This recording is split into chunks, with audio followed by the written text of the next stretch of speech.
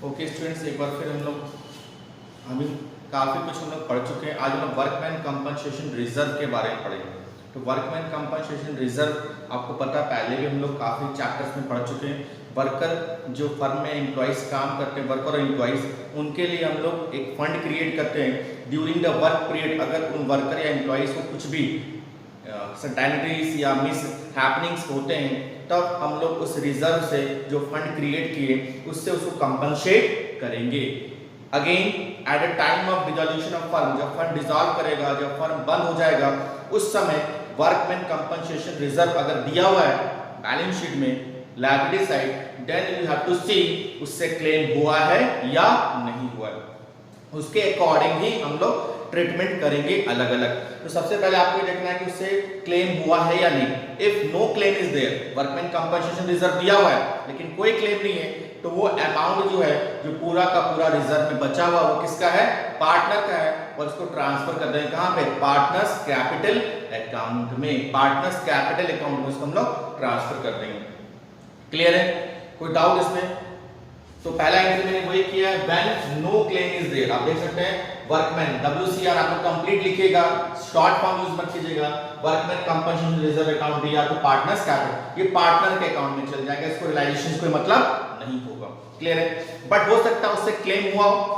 Claim जो है, जितना अमाउंट क्लेम है वो कम है रिजर्व से। It means workman compensation reserve का अमाउंट ज्यादा है, जैसे कि 10,000 10,000 वर्कमैन कंपनसेशन रिजर्व दिया हुआ, लेकिन उससे क्लेम 6,000 हुआ। ठीक है, तो क्लेम जो है वो लायबिलिटीज को डिनोट कर रहा है, तब उस अमाउंट को हम लोग रियलाइजेशन अकाउंट से ट्रीटमेंट करेंगे। जितना क्लेम हुआ है, जितना अमाउंट क्लेम हुआ है, उसको हम लोग ट्रांसफर कर देंगे कहां पे? रियलाइजेशन अकाउंट में। और जो अमाउंट बचेगा वो अमाउंट किसका होगा? वो पार्टनर का हो जाएगा। तो अगेन सेकेंड एंट्री मैंने वही किया है, when claim is there less than reserve, less than reserve है, तो again workman compensation reserve account दिया। जितना क्लेम हुआ है, ये जो आप देख रहे हैं वो कौन सा अमाउंट है? Claim amount. जो रियलाइजेशन अमाउंट करेंगे, ट्रांसफर करेंगे क्लेम अमाउंट, बाकी जो बचेगा वो पार्टनर कैपिटल में डिस्ट्रीब्यूट कर देंगे प्रॉफिट शेयरिंग रेशियो। क्लियर है? अब ये भी हो सकता है क्लेम का जो अमाउंट है वो इक्वल हो, किससे? रिजर्व से। या ये भी हो सकता है जो क्लेम का अमाउंट है वो ज्यादा हो, किससे? रिजर्व के अमाउंट से। दोनों केस में एक ही एंट्री होगा, जब इक्वल होगा या अमाउंट ज्यादा होगा, तो जो भी क्लेम का अमाउंट है, जो भी आपका एक्सेस अमाउंट है, वो सब आपको रियलाइजेशन अकाउंट में ट्रांसफर हो जाएगा। क्योंकि इक्वल होगा तब भी रिजर्व में कुछ नहीं बचेगा, ज्यादा होगा तब भी रिजर्व में कुछ नहीं बचेगा, तो पार्टनर को कुछ भी नहीं मिलेगा। वो टोटल अमाउंट जो है वो ट्रांसफर हो जाएगा किसके? कहां पे? रियलाइजेशन अकाउंट के क्रेडिट साइड में, क्योंकि लायबिलिटीज है, लायबिलिटीज को क्रेडिट साइड में ट्रांसफर करते हैं। वर्कमैन कंपनसेशन रिजर्व अकाउंट दिया टू रियलाइजेशन अकाउंट। क्लियर है? कोई डाउट इसमें? समझ में आया? ये एंट्री है। अब इस एंट्री के बेसिस पे हम लोग एक क्वेश्चन करते हैं, then you will get more understand about this concept. तो अगेन टीएस ग्रेवाल का इलस्ट्रेशन नंबर 4 है, इलस्ट्रेशन नंबर 4 अगर आप देखेंगे तो अगेन इस क्वेश्चन को हम लोग बनाएंगे, तो एक एक करके हम देखेंगे ट्रीटमेंट क्या क्या होगा। तो अगेन देखिए पहला है, अगेन पहले बता दो, दो पार्टनर XY 3:2 रेशियो गिवन है। पहला केस आपको दिया वर्कमैन कंपनसेशन रिजर्व जो बैलेंस शीट में दिया हुआ है 75,000। कोई क्लेम के बारे में कुछ भी नहीं बोला है, सिर्फ रिजर्व का अमाउंट है। तो वो रिजर्व का अमाउंट जो पहला केस में आपका हो जाएगा वर्कमैन कंपनसेशन रिजर्व अकाउंट दिया टू पार्टनर के अकाउंट में X capital to Y's capital being amount is distributed in old ratio। लिखना पड़ेगा कंप्लीट। तो वर्कमैन कंपनसेशन रिजर्व के अमाउंट में कितना आपका बैलेंस है? 75,000, और इसको 3:2 रेशियो में बांटेंगे, तो 3/5 2/5 45,000 एंड 30,000। इस तरह से आपका डिस्ट्रीब्यूट हो जाएगा। क्लियर है? कोई डाउट है व्हाट्सएप से पूछ सकते हैं। क्लियर है ना? आगे चलते हैं नेक्स्ट में। इसी में सेकंड केस देखते हैं। वर्कमैन कंपनसेशन रिजर्व 60,000 है, लेकिन उससे एक लायबिलिटी क्रिएट हो रहा है कितना 35,000। जो लायबिलिटी क्रिएट हो रहा है उसको ट्रांसफर करेंगे कहां पे, यूटिलाइजेशन अकाउंट में, और जो बैलेंस बचेगा, बैलेंस 25,000 बचेगा, 25,000, that amount will be distributed to partners X and Y in 3:2 ratio. तो अगेन फिर से एंट्री करना पड़ेगा workman compensation reserve account DR, जिसमें आपको यहां पे दिखाना पड़ेगा 60,000 total amount to utilisation account, utilisation account तो यूटिलाइजेशन अकाउंट में जाएगा जो क्लेम का अमाउंट है, क्लेम है कितना 35,000, और बाकी X capital to Y's capital.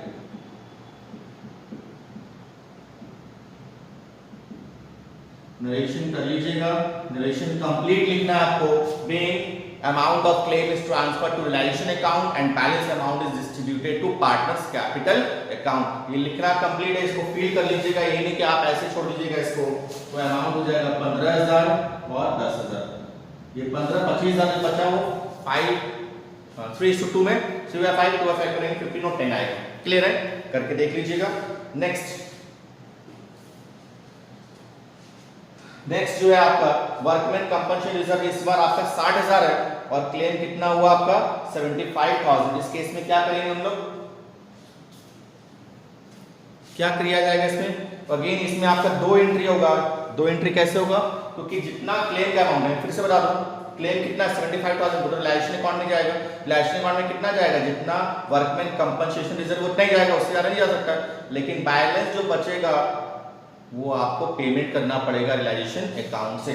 तो इसमें जो पहला एंट्री होगा, फर्स्ट एंट्री 3rd नंबर में, सबसे पहले आपको ट्रांसफर करेंगे रिलायजेशन अकाउंट में, workman compensation reserve account DR to realisation account.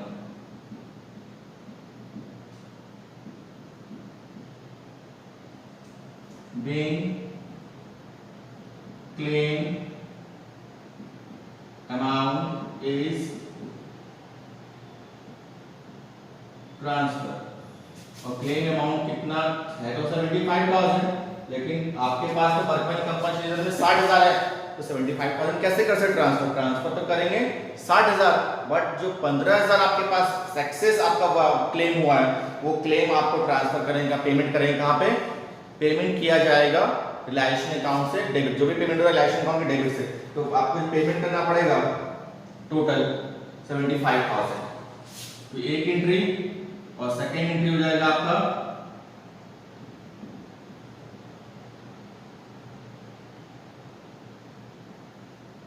Realisation account DR to bank account, being claim is paid. Claim को आपने पेड किया तो क्लेम कितना पेड होगा आपका 75। क्लियर है, कोई डाउट इसमें आप मेरे से व्हाट्सएप से पूछ सकते हैं। यहां पे कोई डाउट एक बार देख लीजिए, कोई डाउट आप मेरे से व्हाट्सएप से पूछ सकते हैं।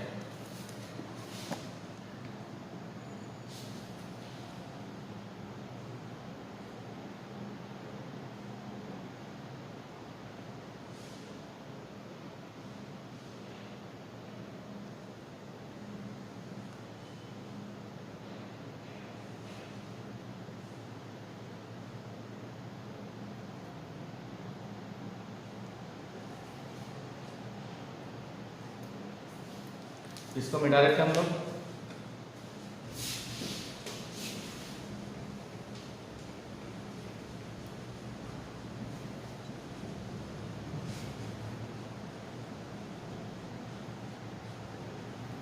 क्लेम अगर हुआ है तो उसका पेमेंट तो आपको करना ही पड़ेगा, ठीक है, ये आपको ध्यान देके चलना है, ठीक है। नेक्स्ट में आपका